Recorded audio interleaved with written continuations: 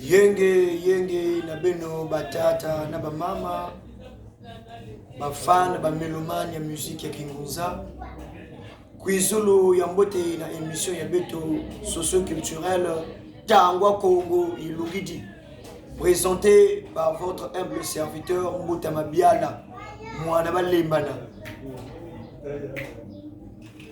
Donc selon la déontologie, il y a émission, il y a Beto Tubaka, il y a aussi il y a 100 ou 200 artistes.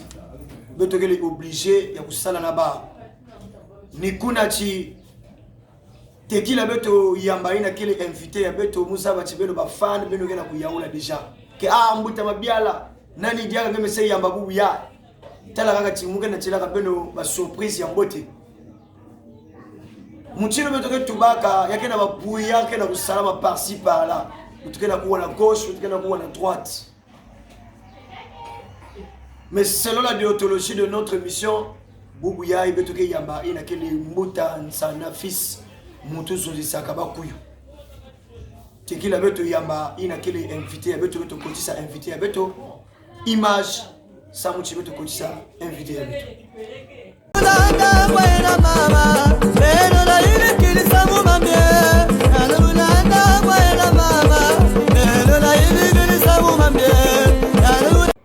De retour sur ce plateau avec notre invité Mbouta Nsana fils. Mbouta Nsana fils Yenge Mbouta Mabiala. Wa façon. Vraiment ça va le zolema pour mettre Kenabi. Ah, matondo mingi me kuizuri yange bubuyai na émission ya beto yakile samu na iki. Bon, kuizulu ya beto na émission yakile na kuiza bangu la fioti album ya muno ya bandi kubasaba kane aski dikana ndo mlikena kuyabulaka bana dilaka menzi miyimina na comprendre quel message qu'il a dit nina Mbouta Mabiala nous beaucoup de monde na plateau yi na kuza longisi le fioti ya bansango na kati album. Mais parlons na album yango Bandoki Bazabakani, Bandoki Bazabana, Mutilo Tunana Zonzela Yao. Ça fait déjà combien de mois sur le marché? Bon, sur le marché, album Bandoki Bazabakani, il y a comme déjà un mois. Un mois avec 2,5K de vues. Ah ça?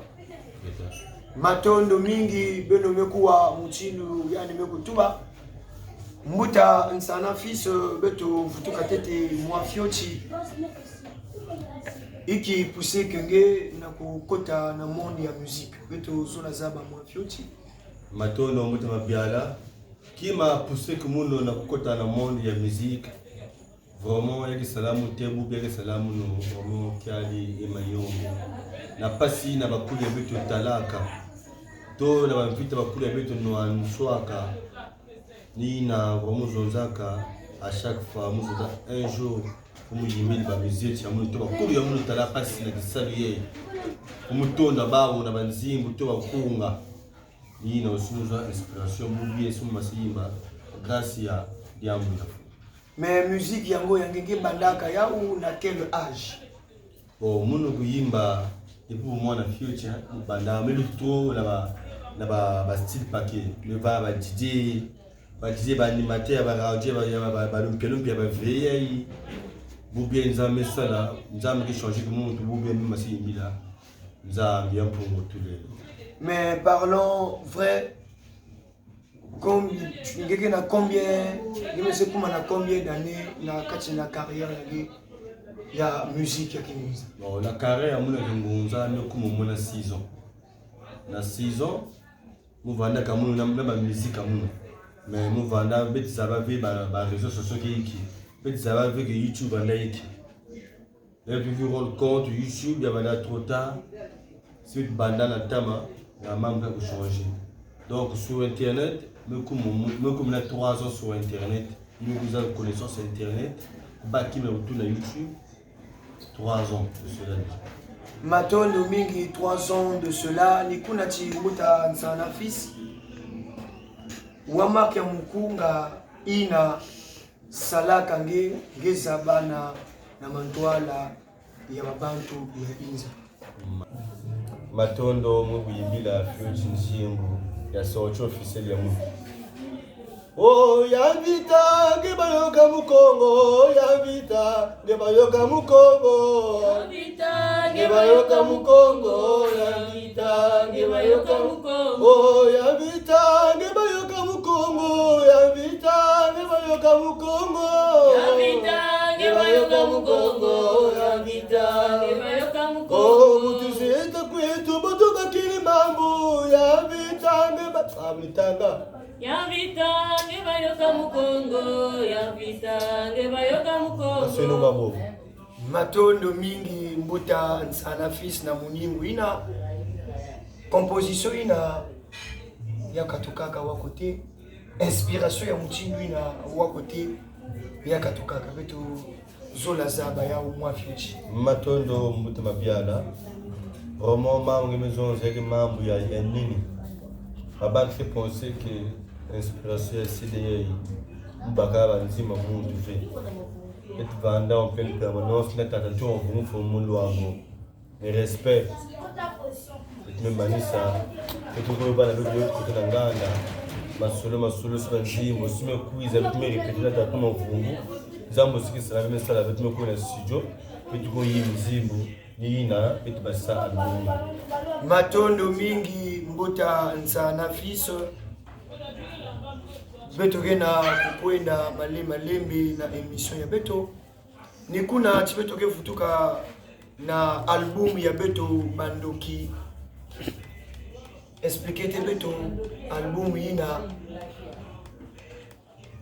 wa côté ngezwa ka qualité ya kumbwina parce que bantu ngena mais wa marque mutimi ya album bandoki bazabaka expliquer beto na luku finyoso signification ya album et y a combien de titres aussi na kati album bandoki bazabaka ne simu pesa kumbu na album na parce que ba mambo moko na kutana na ve ya tata ntumwa neto bitike bumba pe kumbu fu betuzonza ba mambo injera tuma talaku na kaka muni na yanje bitumizaba mambo lutakuna ya salamu kiadi to pasi mutindi betutambula kisalu ya kuvangunza ke kisalu musi ya pasi kiadi vraiment bobiei ngene fuli levé bobiei ngene moi le côté de l'hôpital bobiei ngene salve atadia musinga salve jambo ngo intelligent ngonza na tuma neto fuli la mama yanji na bwala ya kinkala mais journée dernier veille non enterrement ba in mambo tout à l'heure na ibituwaka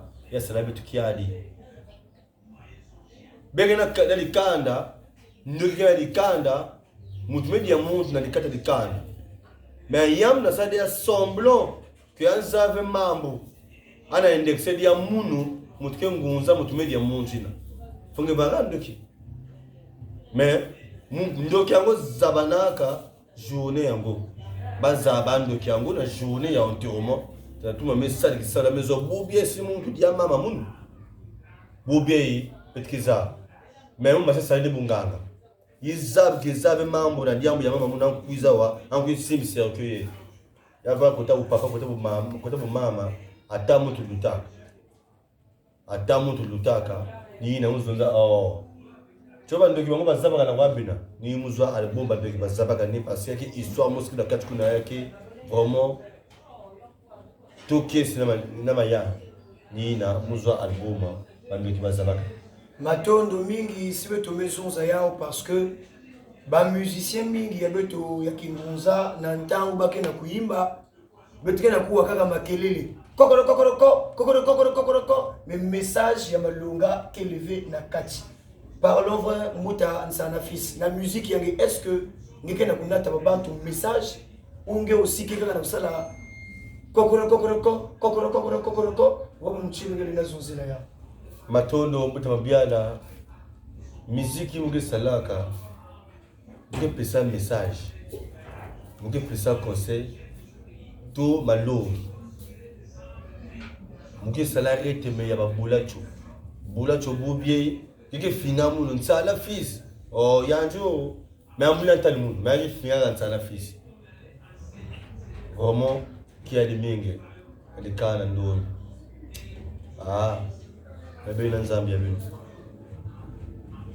Mais disons vrai parce que Bantu Miri Tubarati, Moutan Sana fils, Yannick imité que tout le monde sana, Moutan Sana fils, Yannick Ibaka, Mouchino Moutan Sana, donc moi il y a différence que il est élevé. Ouais, Mouchino qui est là sur la moitié.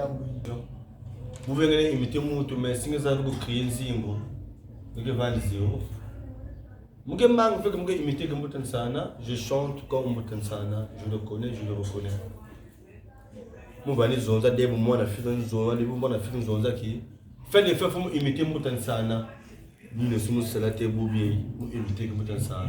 Mais ni qui veut ça le boubier qui sont imiter Moutan Sana ni nous avons inspiration vraie.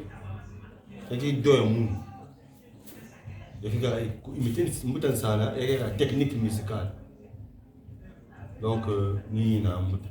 Mais selon rythme ya musique yange nantanga ke vandaka ngeke na kutala baina aussi bapangi musicien muchinu nge wa marque ya musicien na ke toucher kenge ou ke pesa kange sato nge sa la future na yachi matono muta boubier ndo mbikeli compliqué mais muzonzaka leme bani carrière mu ya musique ya muno muzona muntu yatete buke sa le future na yanji fuya vanda tata fumo mbaza l'incontestable samna yiki muzonza makina mutala simu bani na mutan sana yaki pesive trop masse parce que muna mutan sana betina tonati muzona fumo bani na babantu muke or tonati na bawo la muke bani na tata fumo mbanza nous continuons à boire dans tout mon vungu. À la fin, nous clôturer la mouton sana, nous continuons ça maintenant. Que veut dire chanter? Papa Zaki, base de yimba façon mousse. Mais journée encore que vous sentir maintenant, musique me changer, cap me changer.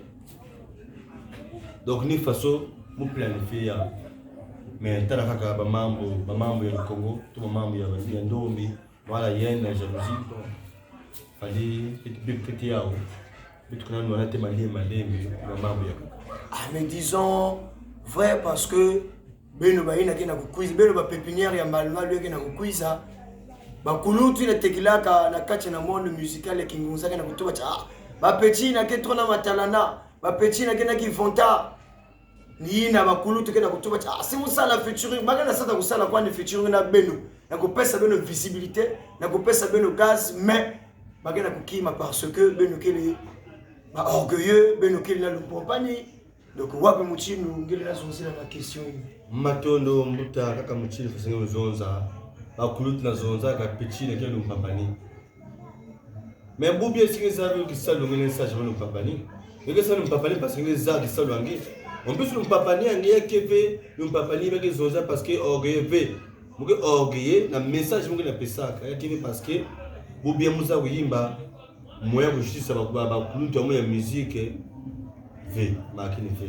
ba kunja tuzo mungi tulaba na place ya ba ou ba mutu banda musique avant munu mungi tulaba na place ya ba boubier peut-être tala carrière yeke sila munu level carrière ya ba ino zaba fali popa ba wera son banda ba gonguerrier ba gonguerrier mais boubier n'a rien à briller qui n'a honte dans l'entourage à sur le petit Fali Popa. Parce que technique, la force musicale. Donc il faut savoir que c'est que mais vous bien qui veut passer ce mouza pour yimba, nous qu'on a battu paquet, mon manquer de mon respect, t'as fait mon base respect, mon tension respect, bah t'as demandé du respect, et qui veut makina. Bon, montre que l'éducation est indiquée, façon parole est indiquée, comme ça est.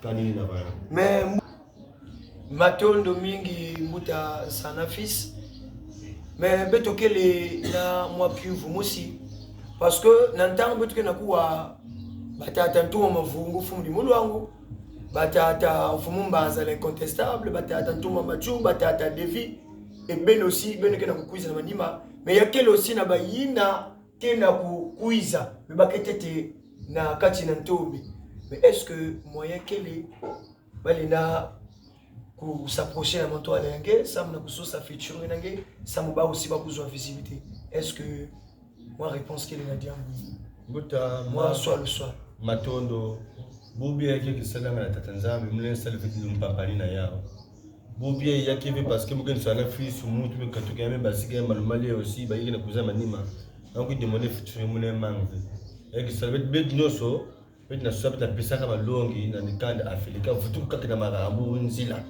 pour me bet ya ngolo kaka nina mutu beno mekuwa mutindo mbuta nsana fils mekuzunza.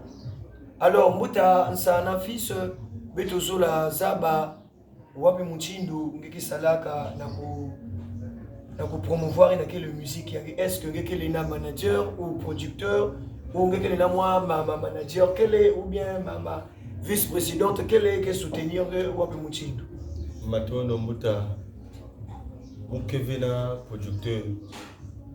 Mais kaka mchini nzambe kuzonza nzambe kote mwana yake natela pasi yake tujina muntu basi kaka kuza idée kenji ukena mama bantu ke pesa muno mwa renfort ba inos ke bona soutenir muno bakili aba baki paquet donc muki bena producteur omo ngona nwana malembe te nzambe kuza ça. Mais rapidement beto zonzila. Est-ce que beno kina ba difficulté aussi benge bobanaka na mamamu ya studio ou na mamamu ya ba tournage? Est-ce que ba difficulté que vandaka aussi ou bien que vandaka kaka facile? Bien sûr ba difficulté kele. Bo bien il ko na studio. Il a connu au moins 8 à 10 personnes. Faut que foot ba taxi. Donc se déplacer dans le studio. Lenge comme na taxi na studio kuna ingénieur faut avoir na maza. Donc ça dit que qui ça bien parce que ingénieur pas que sumba bien d'esprit et retour à beno faut me foutre taxi les ko na ba tout faut ba ina ba taka ba dia nous aussi na peser que studio déplacement ba bus coin ba place ba sortir ba maza ba brousse tout ça pèse imaginez mais la pas de là quand vous t'avez dédicacer le monde mais pas que tu l'avais pas si vite que tu là faut bien que ça la passe. Matondo mingi beno mekuwa mchindo artiste meku yaula beno vanda ba président ya mabundu ou ba vice président ya mabundu tangu melunga beno soutenir na kele ba artistes beno ke dila ben mus ka dédicacer munu muzola ke dédicacer munu muzola ko wa kumbu ya munu beno soutenir mchindo tena kutala musique ya mampangi ya beto ba ke soutenir ya beno si beno soutenir ba artistes ya beno ina kena kusala fierté ya musique beto ya Kingunza.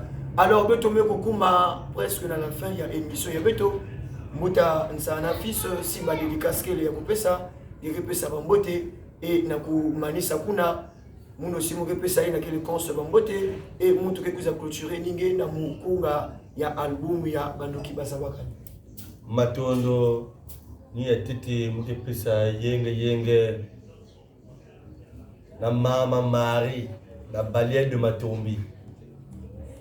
Mon président. Ah, si je suis à Baba Tambous. Ah, mon président Kando. Jamais tapé. Tata tout mon fumu fumu le muluango. Tata fumu baza l'incontestable. Tata tout mon sa na kuna baza foi. Batata tuma buju mo jure kuna mbanza foi batata mekange na bobo donc bake trop paquet batata Stani Rodriguez kuna mbanza poto batata potre meda vraiment kakali ba yenge ya beno bete tungeno le zolo na kokuda ici habite le Congo avec un cas kakali na matondo mingi beno mekuwa mutindo bamekutuba diambu ya luzulu mbote ya tete mukepesa na tata mvungi wangudi makoso muntu X mbote ya zole mukepesa na tata mvungi wangudi makoso Brice mbote ya kaka mukepesa na tata ntumwa mavungu fundi mulwa le premier ntumwa vili ina ke bude ya metala ya musi fundo so ya musi yaso na mara na mazulu yaso na mara pena toto muta sana fils samu na kumanisa sakano na beto na acapella ya album ya bandoki basabaka ni samu beto ku clôturer émission ya beto